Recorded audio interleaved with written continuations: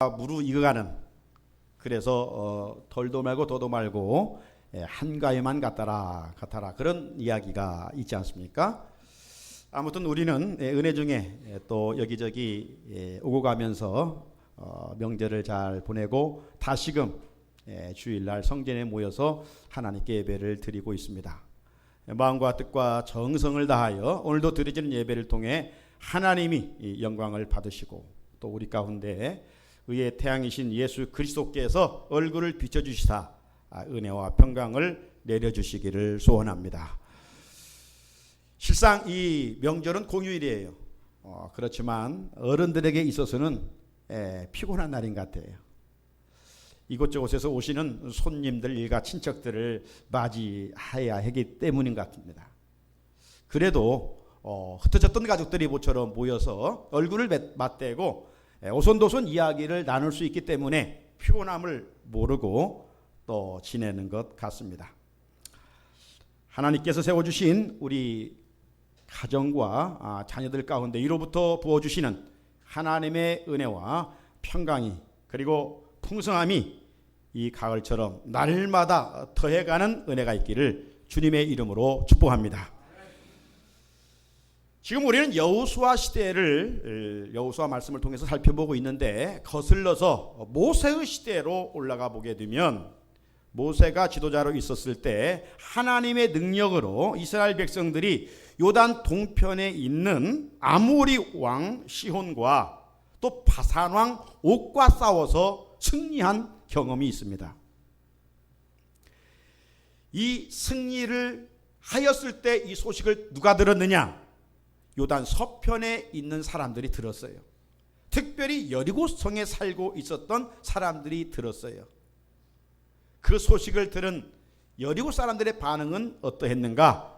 간담이 높고 정신을 잃게 됐다. 그렇게 말씀하고 있어요.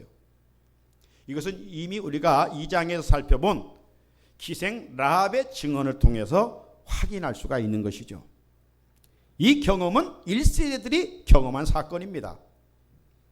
반면에 오늘 2세대들은 하나님의 능력으로 우리가 살펴보는 것처럼 요단 강물을 마른 땅처럼 건너지 않았습니까? 이 기적 사건 역시 바른 말 천리를 간다고 이제 요단 서편의 사람들에게 또 들려졌어요. 요단 서편에 많은 부족 왕들이 있었는데 그들의 귀에 이스라엘 백성들이 요단강 넘치는 물을 육지와 같이 건넜다더라. 이 소식을 들었어요. 그리고 무엇보다도 이 요단강 가까이 가나안의 관문이었던 여리고성 사람들이 이 소식을 들었어요. 역시 그들을 이 소식을 듣고 간담이 녹았고 정신을 잃게 됐다. 그렇게 성경은 말씀을 하고 있습니다. 자, 오늘 본문 1절을 보십시오. 요단 서쪽의 아모리 사람의 모든 왕들과 해변의 가나안 사람의 모든 왕들이 여호와께서 요단물을 이스라엘 자손들 앞에서 말리시고 우리를 건너게 하셨음을 듣고 마음이 녹았고 이스라엘 자손들 때문에 정신을 잃었더라. 지금 이스라엘 백성들이 여리고를 침략한 것이 아니에요. 요단 왕들과 싸워서 승리한 것이 아니에요. 그런데 왜 요단 서편의 왕들과 여리고 사람들이 이스라엘 백성들의 소식을 듣고 마음이 높고 정신을 잃어버렸을까요? 그 이유는 이제 자기들이 믿는 신의 힘을 이용해서 이스라엘 백성들이 믿는 하나님을 이길 수 없다고 판단하였기 때문입니다. 지금 공격을 받지 않았지만 이스라엘 백성들이 언제든지 우리를 공격했을 때 우리는 패배할 수밖에 없다 라고 하는 패배의식 속에서 저들은 놀랄 수밖에 없었던 것이죠. 사랑하는 우리 성산의 성도 여러분, 이처럼 우리들도 세상 한복판에서 불신자들의 마음을 녹이고 저들의 정신줄을 잃게 하고 선한 충격을 줄 수 있어야 합니다. 어떻게 이런 일을 행할 수 있을까요? 우리가 하나님께 기도해서 저 한강물을 마르게 하면 저들에게 선한 충격을 줄 수 있을까요? 어떤 눈에 보이는 가시적인 기적을 행함으로 저들에게 어떻게 선한 충격을 줄 수 있느냐 이 말이에요. 하나님의 일하시는 방법은 물론 기적으로도 할 수 있지만 이 시대는 그렇게 일하시지를 않으십니다. 그러면 이 시대 우리 그리스도인들이 불신자들에게 어떻게 선한 충격을 줄 수 있는가?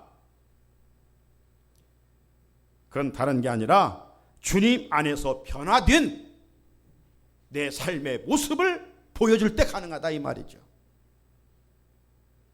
예수 믿기 전의 삶과 예수 믿은 후의 삶, BC와 AD가 분명하게 나눠져 있는 그 모습을 보여줄 때 금년표처럼 성전에서 하나님의 말씀으로 영적으로 무장하고 은혜 받고 삶의 자리에 돌아가서 그리스도인답게 예수님의 제자답게 종교인이 아니라 예수님의 자녀답게 살아감으로 말미암아 그 능력을 보여줄 수 있다 이 말이죠.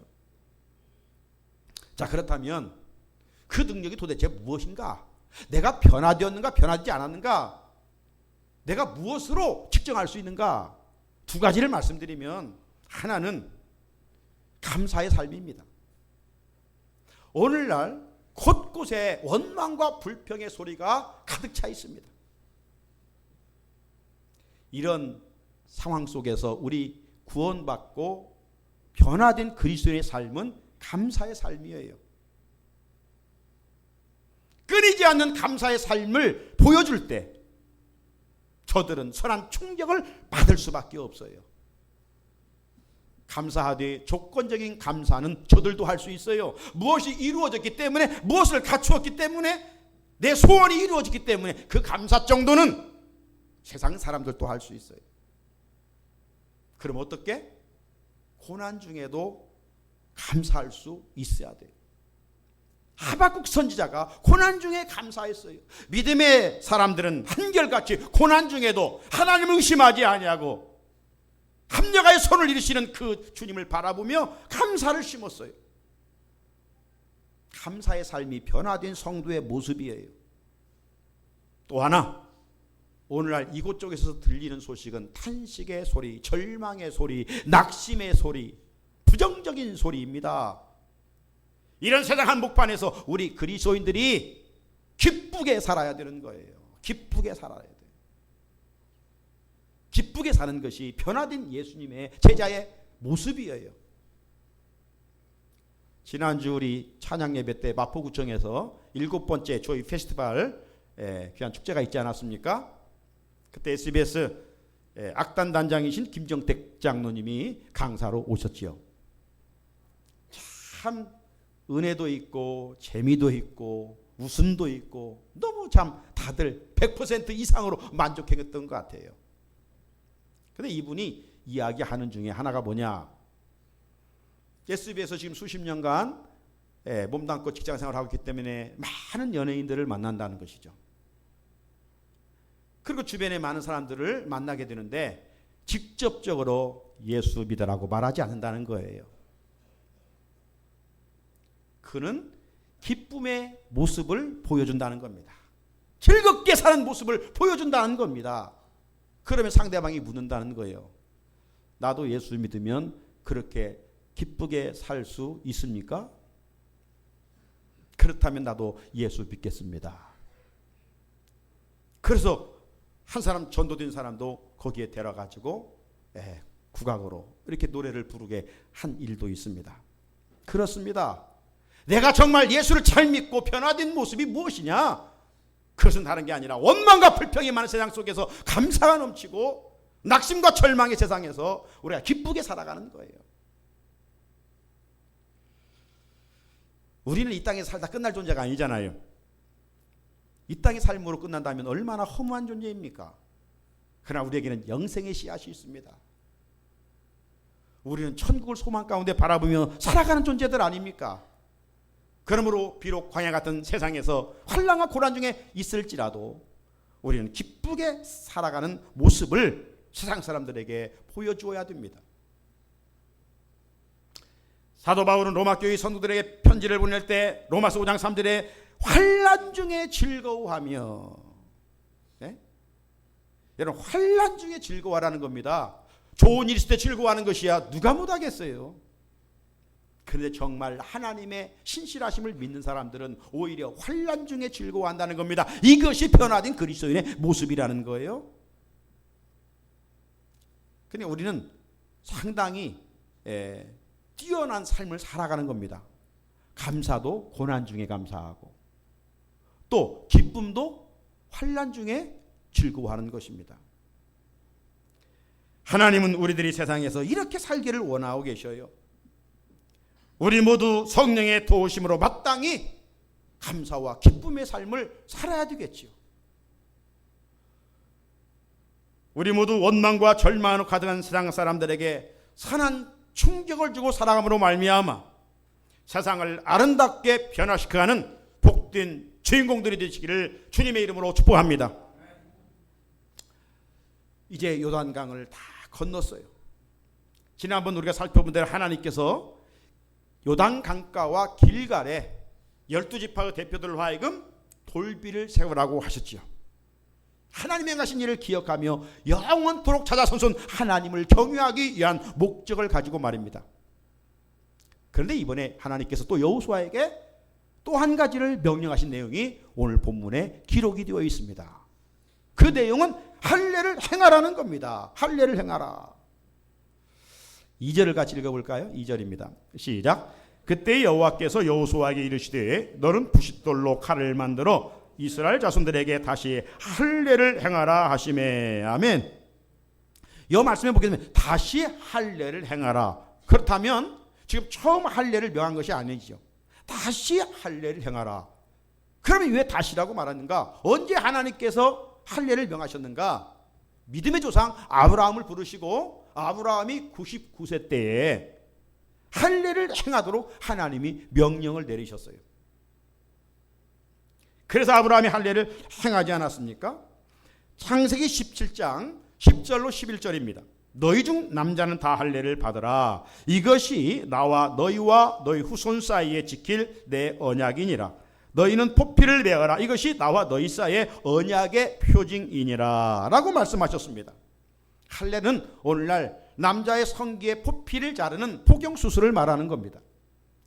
그래서 이스라엘 남자들은 하나님의 명령에 따라 8일 만에 낳은 지 8일 만에 할례를 행하였습니다. 여러분, 이 말씀 속에 보게 되면 할례는 무엇이냐? 왜 하나님이 할례를 행하라고 명하셨느냐? 그건 다른 게 아니라 할례는 나는 너희의 하나님이 되고 나는 너희의 하나님이 되고 너희는 나의 백성이 되리라는 언약의 표시였던 것입니다.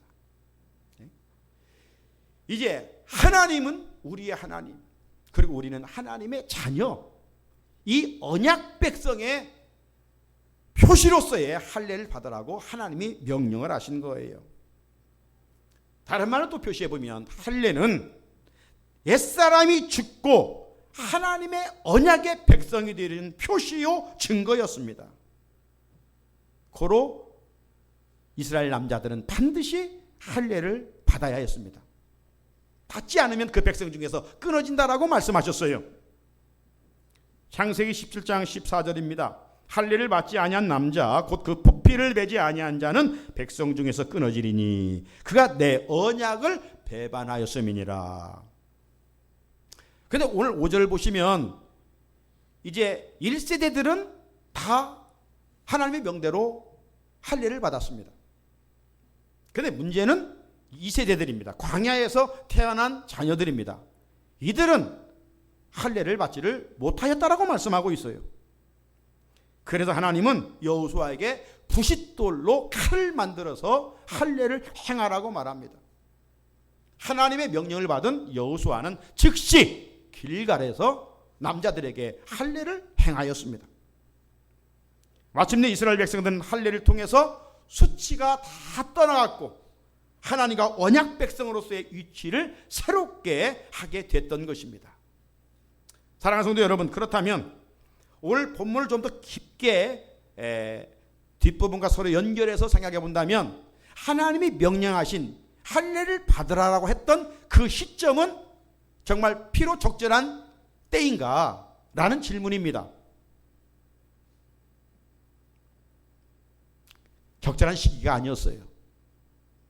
왜냐하면 지금 가나안 사람들과 전쟁을 해야 하기 때문입니다. 여러분, 남자들이 할례를 받으면 고통스러워요. 전쟁을 해야 할 사람이 고통 중에 있으면 전쟁에 승리할 수 있습니까? 승리할 수가 없어요. 그런데 하나님께서는 전쟁을 앞두고 있는 이스라엘 남자들에게 할례를 행하라고 하십니다. 이해가 되지 않는 명령 아닙니까? 좀 하나님께서 여리고성과 싸워서 승리한 후에 할례를 행하라 하면 좀 이해가 될 수 있습니다. 아니면 가나안 전쟁, 정복 전쟁을 7년간 하게 되는데 그 7년 전쟁의 땅을 다 차지한 후에 하나님께서 그때 여호수아에게 이스라엘 백성들에게 할례를 행하라 그렇게 명령해도 되는 것 아닙니까? 그런데 하나님은 지금 전쟁해야 할 남자들에게 할례를 행하라는 겁니다. 자, 그렇다면 여기에는 분명 하나님의 뜻이 있는 것 아니겠어요? 왜 전쟁을 앞두고 고통을 당하게 만드는가? 그럼 하나님의 뜻이 무엇인가? 하나님의 뜻은 너희들 힘으로 살지 말라는 것입니다. 오늘 우리에게 하나님이 말씀하시고 너희들 힘으로 세상을 살지 말라는 것입니다. 하나님의 말씀에 순종하고 하나님만 의지하고 살라라고 하는 메시지가 여기에 담겨 있는 것입니다.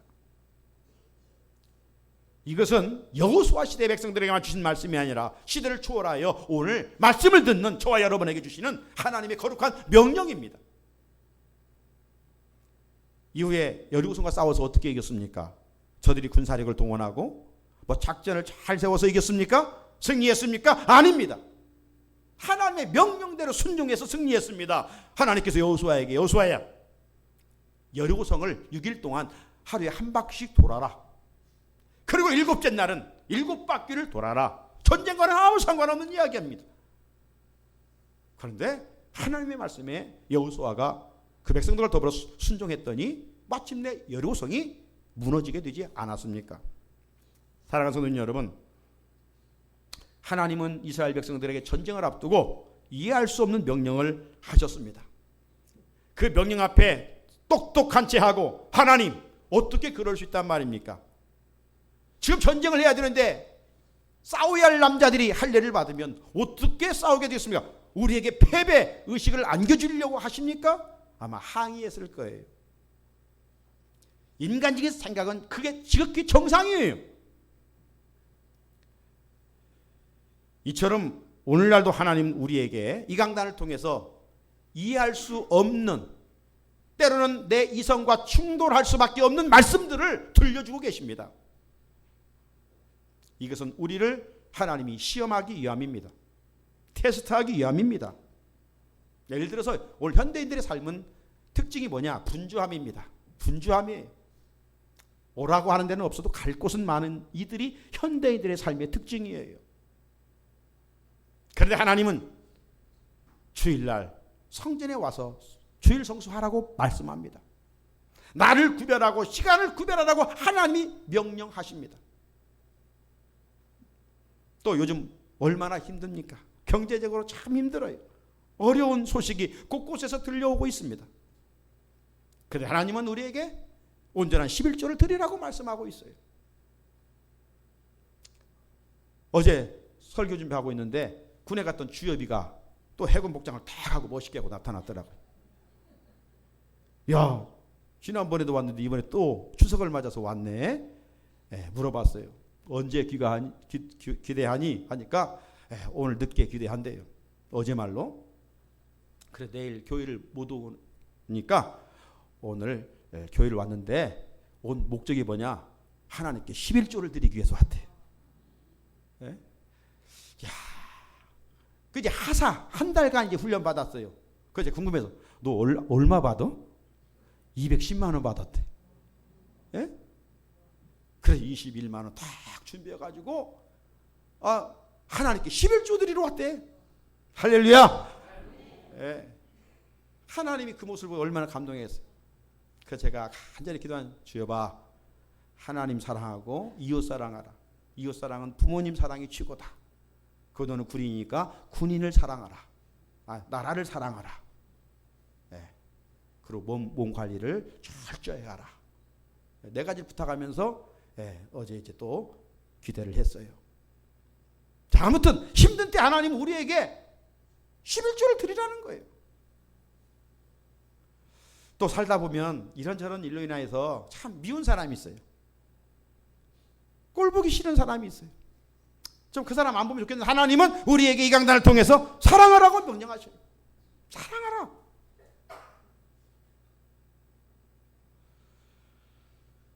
좀 움켜쥐고 싶은데 주님께서 우리에게 나누고 베풀어 그것이 너에게 복이야. 그렇게 우리 이성과 충돌되는 말씀을 계속 들려주셔요.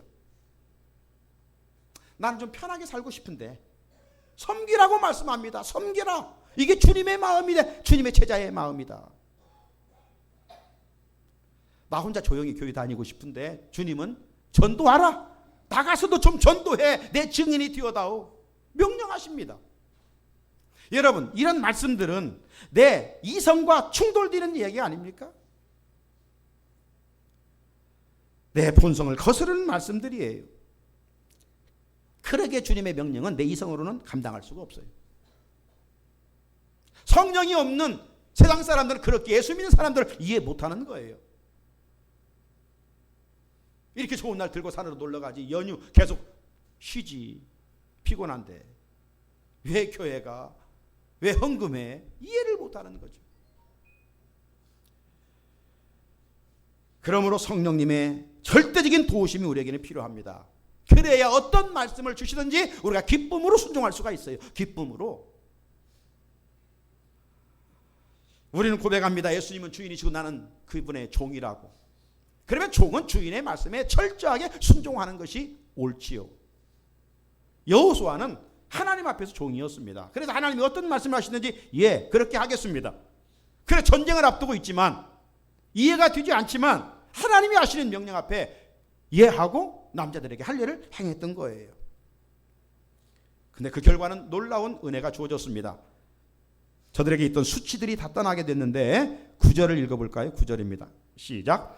여호와께서 여호수아에게 이르시되 내가 오늘 애굽의 수치를 너에게서 떠나게 하였다 하셨으므로 그곳 이름을 오늘까지 길갈이라 하느니라. 아멘. 여기 애굽의 수치가 떠났다고 했는데 이 애굽의 수치가 뭡니까? 애굽에서 이스라엘 백성들은 430년 동안 종살이 했었습니다. 비참한 삶을 살았습니다. 자유함을 잃고 살았습니다. 우상을 섬기고 살았습니다. 우상의 대가는 죽음이었습니다. 이런 삶에서 하나님이 그런 수치들을 다 물리쳐 주셨다는 것입니다. 대신 하나님이 하늘의 은혜와 자유함을 그 백성들에게 주셨습니다. 이제 우리를 또 하나님과 언약을 맺은 사람들입니다. 그러므로 그분은 우리의 주인이시고 우리는 그분 앞에 종이기 때문에 주인이신 하나님이 어떤 명령을 하시든지 우리는 취사 선택의 여지가 없어요. 하라면 하고 하지 말라면 하지 않는 거예요. 철저한 순종만이 있을 뿐이에요. 그러면 우리에게 있었던 수치가 다 물러나게 되는 겁니다. 대신 하나님의 은혜가 임하게 되는 거예요. 그렇다면 할례는 오늘날에도 유효한 것인가? 할례를 받아야 구원을 얻는 것인가? 그렇지 않지요. 구약은 모형입니다. 그러므로 신약에 와서는 구약의 말씀이 재해석이 돼야 됩니다. 영적 의미를 살려 적용을 해야 됩니다. 오늘날에 있어 할례는 우리 그리스도인들이 받는 세례를 말합니다. 사도 바울이 그렇게 증언하고 있어요. 골로새서 2장 11절로 12절입니다. 또 그 안에서 너희가 손으로 하지 아니한 할례를 받았으니 곧 육의 몸을 벗는 것이요 그리스도의 할례니라. 너희가 세례로 그리스도와 함께 장사되고 또 죽은 자들 가운데서 그를 일으키신 하나님의 역사를 믿음으로 말미암아 그 안에서 함께 일으키심을 받았느니라. 자, 그렇다면 예수님을 영접하고 받는 세례의 의미가 무엇입니까? 우리가 세례 받을 때, 문답할 때 세례를 왜 받느냐라고 질문을 받지요. 세례는 뭐냐? 죄인인 내가 죽고 의인이신 예수로 새로 거듭나 사는 것을 말하는 거예요. 예수님 안에서 내 죄성이 죽고 내가 죽고 내 안에 이제 주님이 사는 것을 말하는 것입니다. 따라서 예수님을 구주로 영접한 후 세례를 받게 되면 주님의 보혈로 말미암아 우리 안에 죄의 수치들, 허물의 수치들이 다 떠나고 멀어지게 된다는 것이죠. 대신 예수님이 주시는 영원한 생명과 진정한 자유함이 우리에게 주어지게 되는 것입니다. 그래서 예수 믿으면 자유함이 있어요. 그러므로 우리 성도들이 신앙생활에서 세례받는다는 것은 영광스러운 일입니다. 그냥 1년 돼서 세례받는 차원이 아니라 세례를 통해서 하나님의 은혜를 맛보는 순간이기 때문에 이보다 더 영광스러운 것이 없어요. 이제 문제는 뭐냐? 그 세례 받은 것으로 끝나면 안 된다는 것입니다. 세례 받은 것으로 끝나면 안 돼요. 세례 받은 성도라면 형식적인 신앙생활에서 탈피해야 됩니다. 금지연 피오처럼 축도 이후 삶의 자리에서 능력 있는 성도답게 살아가야 한다는 말씀이죠. 그런데 불행하게도 일찍이 이스라엘 백성들은 그렇게 살지를 못했어요. 육적인 세례 할례는 받고 하나님을 떠나서 우상을 섬기며 살았던 것이죠. 그래서 하나님은 모세를 통해서 육적인 몸의 할례를 받지 말고 마음의 할례를 받아라. 마음의 할례를. 신명기 10장 16절 같이 한번 읽어보겠습니다. 시작. 그러므로 너희는 마음의 할례를 행하고 다시는 목을 곧게 하지 말라. 아멘. 오늘 핵심적인 말씀입니다. 마음의 할례를 받으라는 거예요. 그런데 이스라엘 백성들은 육적인 몸에 할례 받은 것만 자랑했지 마음의 할례를 받지 못해 죄와 타협하며 살게 됐던 것입니다. 그러다가 저들은 하나님의 징계를 받아 바벨론의 포로로 잡혀가 비참하게 살아야 했습니다. 우리에게 어떤 교훈을 주시는 것입니까? 이 시대에 우리들이 그저 교회 문만 왔다 갔다 하는 것으로 만족해서는 안 된다는 말입니다. 이런 것들은 위적인 활동에 준한 것뿐이에요. 예수님 제자답게 살기 위해서는 마음의 할례를 받아야 됩니다. 마음의 할례를 받아야 하나님의 나라를 기업으로 받을 수 있다. 천국을 갈 수 있다라고 성경은 말씀하고 있습니다. 어느 날 밤에 니고데모라고 하는 유대 관원이 예수님을 찾아왔어요. 똑똑한 사람입니다. 오늘날만은 국회의원입니다. 종교적으로도 열심히 있던 사람입니다. 예수님께 와가지고 내가 어떻게 해야 구원을 얻겠느냐고 물었어요. 그때 예수님께서 물과 성령으로 거듭나지 아니하면, 요한복음 3장 5절이죠. 사람이 물과 성령으로 거듭나지 아니하면 하나님 나라에 들어갈 수 없다. 그러면 이어서 주님이 하시는 말씀이 6절에 육으로 난 것은 육이요 성령으로 난 것은 영이니라. 무슨 뜻입니까? 육체적인 할례를 받은 것으로 말미암아 천국에 들어가는 것이 아니라 마음의 할례를 받아야 하나님의 나라를 기업으로 누릴 수 있다, 이 말씀이에요.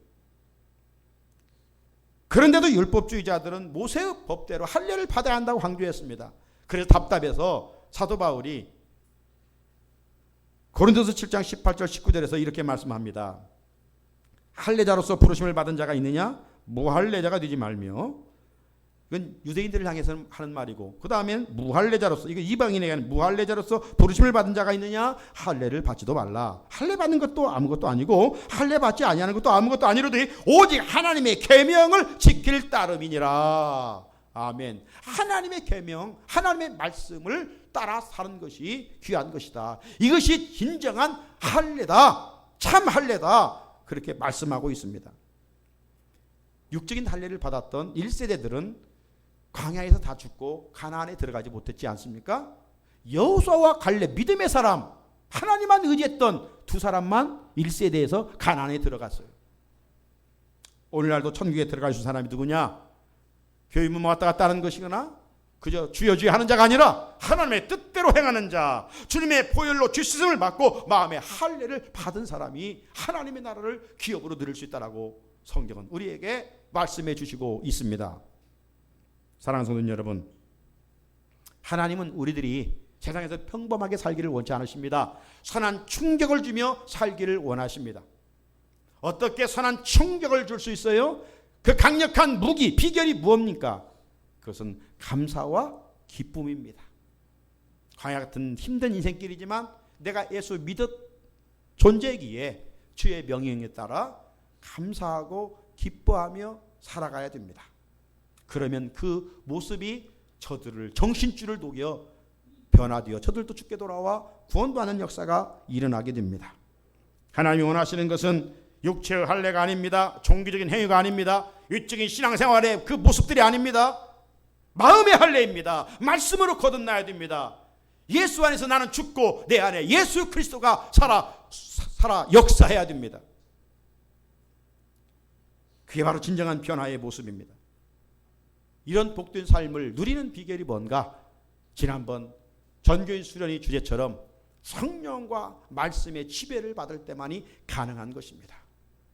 우리 모두 성령의 도우심의 은혜 안에서 날마다 새롭게 되어 다윗을 보시고 너 참 내 마음에 합하다라고 말씀하신 것처럼 우리의 삶의 모습을 보시고 하나님이 참 너 내 마음에 합하다, 이런 삶을 통해서 하나님께 영광 돌리는 저와 여러분이 되기를 주님의 이름으로 축복합니다. 같이 주신 말씀 기억하며 하나님 감사하며 살게 하옵소서. 기쁨이 충만한 삶을 살게 하옵소서. 어떤 신앙적인 위적인 활동이 아니라 내면의 변화, 영적인 변화, 마음의 변화가 있게 하셔서 하나님의 나라를